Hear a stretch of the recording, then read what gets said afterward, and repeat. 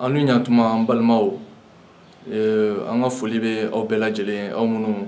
na aw sɔnna bi ka kɛ farafin ye aw hakili la ani aw ka tagabolo la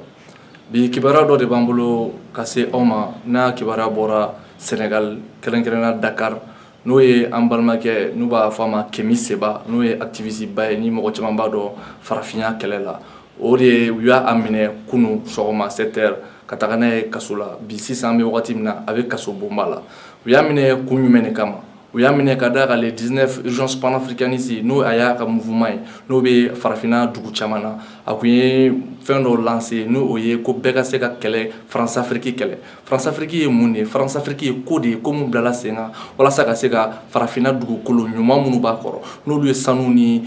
gaz ni pétrole ni fɛnw ye faransikɛtigiw ta o sago la ni anw yɛrɛ ka dirigeant kelen-kelenninw dɔw ka complicité ye Kemi Seba wulila ka o de kɛlɛ kɛ donc le 19 a kɛlen ka lancement kɛ a ye CFA billet n'a bɛ fɔ a ma ko CFA an ka wari 1000 an ka wari yɛrɛ tɛ yɛrɛ parce que jɔnya wari de don o 1000 a ye o de ta ka o jeni a y'a jeni kun jumɛn kama a kɛtɔ ka jeni a ko ko n bɛ ka nin wari in jeni ko n b'a dɔn se tɛ ne ye n bɛ ka nin wari in jeni n b'a dɔn k'a fɔ mɔgɔ dɔw bɛ yen nɔ ni u tɛ ka se ka dumuni kɛ ni nin 1000 bɛ nafa jɛn u ye mais n bɛ ka jeni kun wɛrɛ de kama n bɛ ka soumission de jeni n bɛ ka esclavage de jeni n bɛ ka jɔnya de jeni n bɛ ka nin ko ninnu de jeni walasa farafinw ka se ka k'u yɛrɛ ye n b'a dɔn u bɛ fa k'u bɛ minɛ ni faransi ka tagabolo ye o kama anw ye welewelekan bila bi o ko in de digira anw na n'u y'a minɛ bi an ko ko ayi an fana tɛ se ka segin maa min sɔnna ka a ni n'a farikolo di an ka lutte la lutte tɛ dɔwɛrɛ ye ka bɔ franc CFA la lutte tɛ dɔwɛrɛ ye walasa faransi ka bɔ an ka jamana ninnu kɔnɔnaw la ka d'a kan n'u bɛ yen nɔ hɛrɛ tɛ yen nɔ an bɛ ka taga o tagabolo de kan o de kama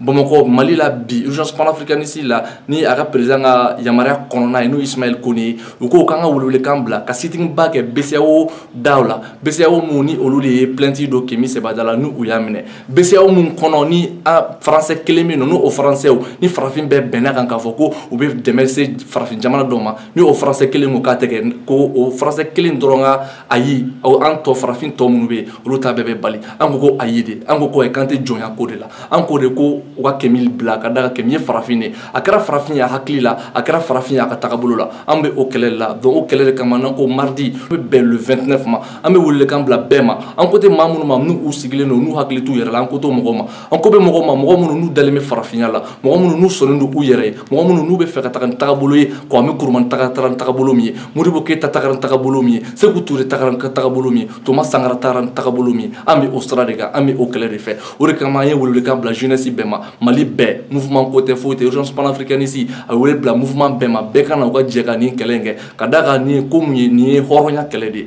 nin ye an ka kan yɛrɛ kɛlɛ de ye donc an bɛ ka o appel de lancer aw kelen-kelen bɛɛ ma an ka fara ka bɔ ni mɔgɔ ninnu na an ka bɔ jɔnya la an tɛ se k'a faamu k'a fɔ an ka wari an bɛ ka wari min consommer n'o o ye CFA ye o dilanna cogoya min na an b'a dɔn a dilanna ka na diyagoya de ka da anw ma an ka réserve an ka feere o feere n'an b'a fɛ kɔfɛ o kɔfɛ feere la ni 100 sara da la 50 diyagoya an b'o ta ka di faransi ma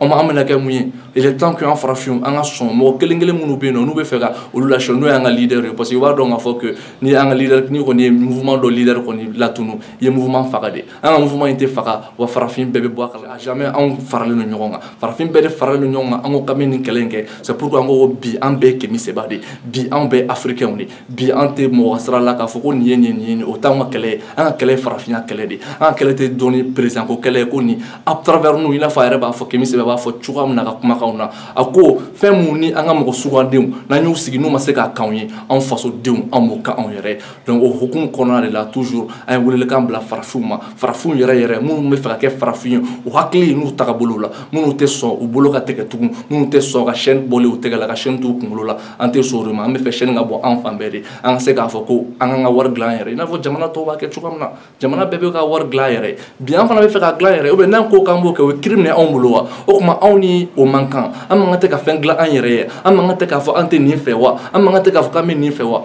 o ma anw ye mun ye depuis diɲɛ danna anw de bɛ nin ko in na n'u ma an bolo tigɛ u bɛ chaîne don an na n'u ma chaîne don an na u bɛ n'an ka jamana kɔnɔ u bɛ fasodenw bila ɲɔgɔn na n'u m'o kɛ u bɛ n'an ka dugu fɛnw nafolo n'a fɛnw u b'a bɛɛ ta ka taa donc il est vraiment temps que farafindenw k'a dɔn k'a fɔ ni mɔgɔ ninnu u tɛ yan an ka hɛrɛ kama kɛrɛnkɛrɛnnenya an ka faso n'o ye Maliba ye Modibo Keyita ye mɔgɔ ninnu na maloya de u bɛ bɔ faso in kɔnɔ don min na u maloyalen de tagara bi u seginna ka na u bɛ mun kɛ u bɛ jamana ci u ka mɔgɔ foyi tɛ anw na an kana kɛ bi ko bɛɛ ka to ko nin ye ne kɛ ye parce que an ka par là an ka politiciens dɔw bɛ yen a ka d'u ye u tɛ fɛ ka don kɛlɛ la parce que u bɛ siran mun na u bɛ siran faransi ɲɛ u bɛ siran mun na parce que n'u y'a kɛ faransi b'u ka carrière politique a b'u la nɔgɔ donc bi welelekan de don ko peuple de k'a yira k'a fɔ ko an ka ɲɛmaa ninnu n'a ka d'u ye bi an ka peuple jama mun bɛ yen jamanadenw an de b'a yira k'a fɔ an t'u fɛ bi an t'u fɛ sini donc o message de tun b'an bolo bi ka passer farafin bɛɛ lajɛlen ma farafin kɛrɛnkɛrɛnnenya maliyɛnw ka d'a kan bi u ka fiyɛfu ye yan de an bɛɛ b'a dɔn nord ko a kɛlɛ tɛ ban tant que u bɛ yen nɔ an bɛ solution bɛɛ ɲini a la nin ko in de nɔfɛ an bɛ Kémi Séba libérer an bɛ farafinna libérer ka libérer dɔrɔn k'a fɔ ko